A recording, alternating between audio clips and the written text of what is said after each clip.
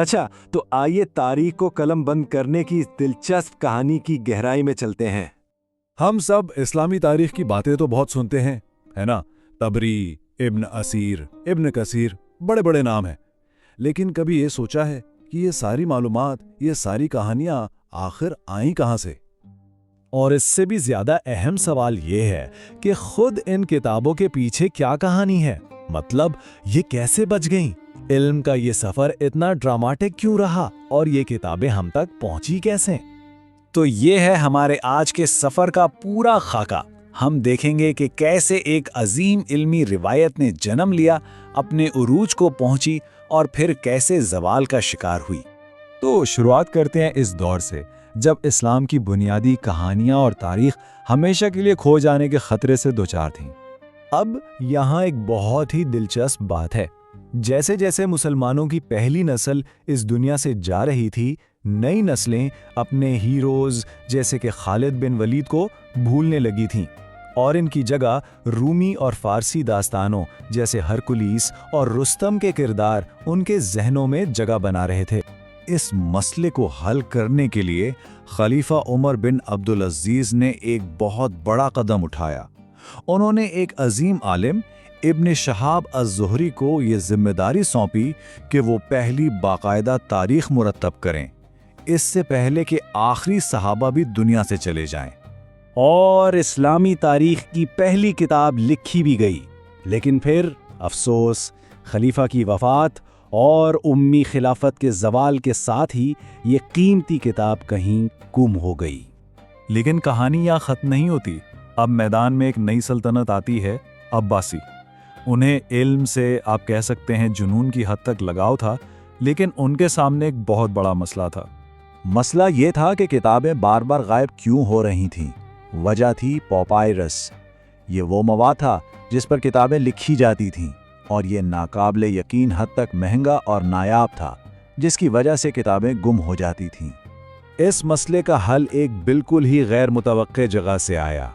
چین کے ساتھ ایک جنگ ہوئی جس میں کچھ ایسے قیدی ہاتھ لگے جو کاغذ بنانے کا خفیہ فن جانتے تھے، اور یوں خلیفہ ہارون رشید نے بغداد میں دنیا کی پہلی صنعتی پیپر مل قائم کی۔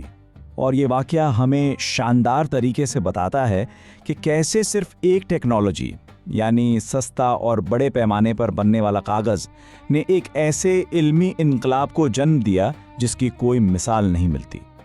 اب اچانک علم کے کھو جانے کا ڈر ختم ہو گیا تھا۔ علماء آزادی سے لکھ سکتے تھے، اور کاتب ان کے کام کی کاپیاں بنا کر بغداد کے مشہور بیت الحکمہ سے پوری دنیا میں پھیلا سکتے تھے۔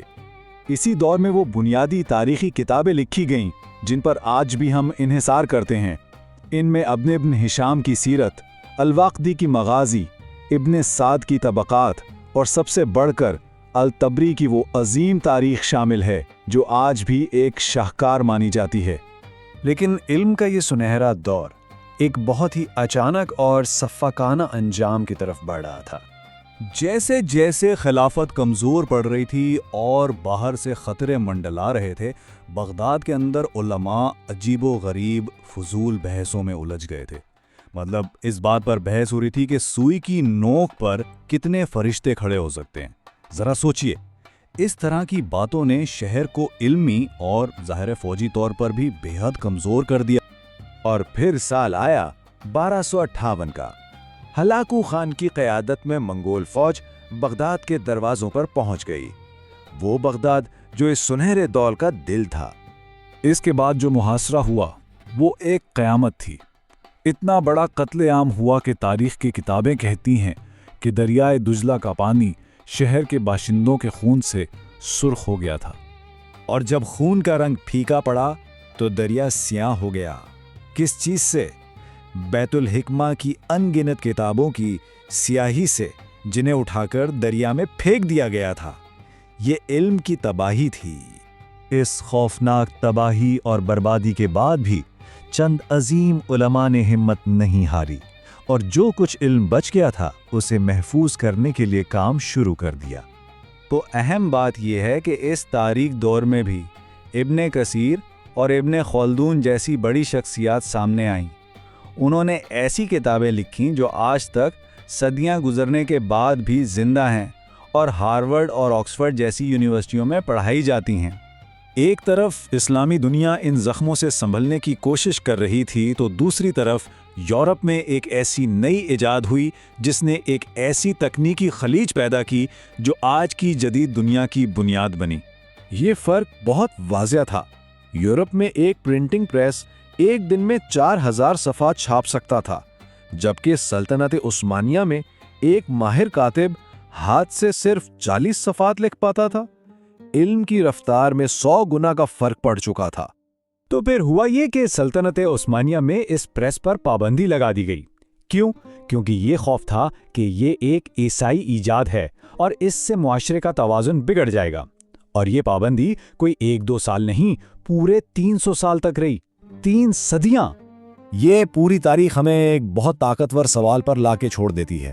ہماری دنیا ان ٹیکنالوجی سے کیسے بنتی یا بگڑتی ہے جنہیں ہم اپنانے کا فیصلہ کرتے ہیں یا پھر مسترد کرنے کا؟